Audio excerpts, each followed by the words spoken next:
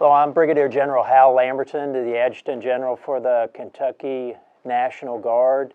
And I wanted to speak with you all for a few minutes just to, first of all, quite simply, thank and honor each of you for your willingness to raise your right hand and become members of the military and the Kentucky National Guard in particular. That these days, and some of you all might be aware, but in our country today, only 10% of our entire current population has served in the military. This is all components, the National Guard, the reserves, the active duty ranks, and all branches. And you can take that down even further, that currently less than 1% of our population is in uniform today. And again, that's all branches, all components.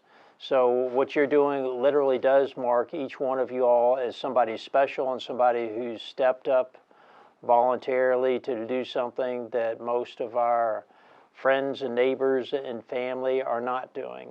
So I respect each one of you for your willingness to volunteer in that regard.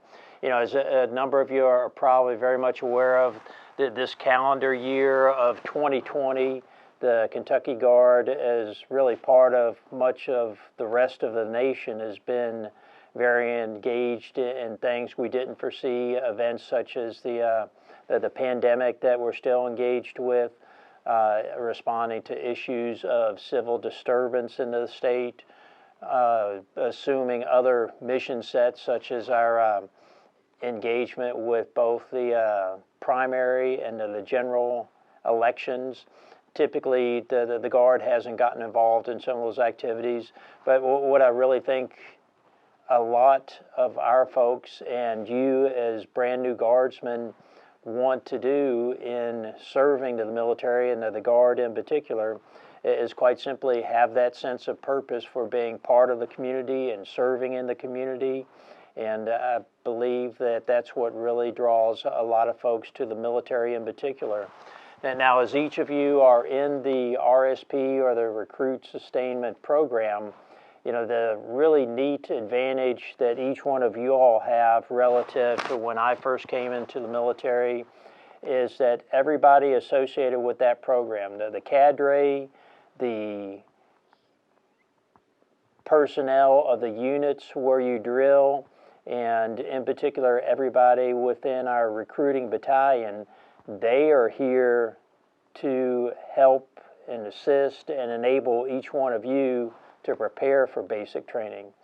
When I first went off to the basic training in 1976, which was a few years ago, you know, I was excited about doing so, but sure as heck, nobody in my immediate family had that experience. So I literally went to the library, got a book about the Army's basic training, and keep in mind this was an era that was shortly after the end of the Vietnam War. Read up on what to expect, and my subsequent experience was that it really followed pretty much the training sequence of everything that we went through. And I'm sharing that with you because my having done so enabled me to know what to expect so I could be prepared for it both mentally and physically, and quite simply that there weren't any surprises in doing so. So not that basic training is easy, and I'd speculate that each of you are probably already aware of that, but very much it's doable. There have been hundreds and hundreds of thousands of other folks who've gone off to the military and the Army's basic training in particular before yourselves. If they can do it, but believe me, I know from my own experience, you can do it. The key really to getting through it is to get yourself mentally prepared for it and into the right mindset. So what I'm leading to is take advantage of the cadre that you've got in the RSP program.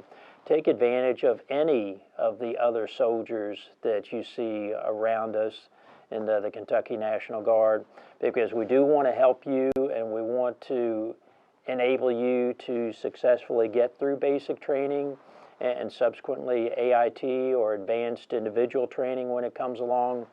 One of the appealing aspects, I believe, into the military, and in particular with the National Guard here in the Commonwealth, is that virtually everything we do is of a team mentality. You know, we bring folks together from different backgrounds, in our case, literally different parts of the state, and when you go off to the basic training, different parts of the country, because everybody finds a way to work together in forming that team to accomplish whatever type of task may be put in front of you. And over the course of 30 plus years, that literally is one of the reasons why personally I've wanted to remain in the military. And just a case of working with folks that you respect, working with folks who have a like mentality. My impression, and having been both in uniform and having been out of uniform in the civilian business world, I think being a soldier really is something very special. And so in wrapping this up, what I'm getting to is that I do honor and respect each one of you all for doing so. Take advantage of the folks, the other soldiers who are around us, to get yourself ready for basic training and AIT when it does come along.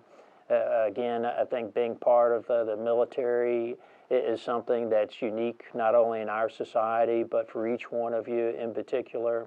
And again, I do respect and honor each of you for doing so. We do need you in the Guard, as I strove to exemplify by virtue of some of the activities we've been engaged with over the past year. I do anticipate that type of dynamic to continue in the future, and the opportunity to be a part of it, the opportunity to be a part of serving our community, whether it's here in the Commonwealth or overseas with some sort of a subsequent deployment. That quite literally is the appeal, the camaraderie, the excitement or the adventure of being a Kentucky Guardsman today. Thank you.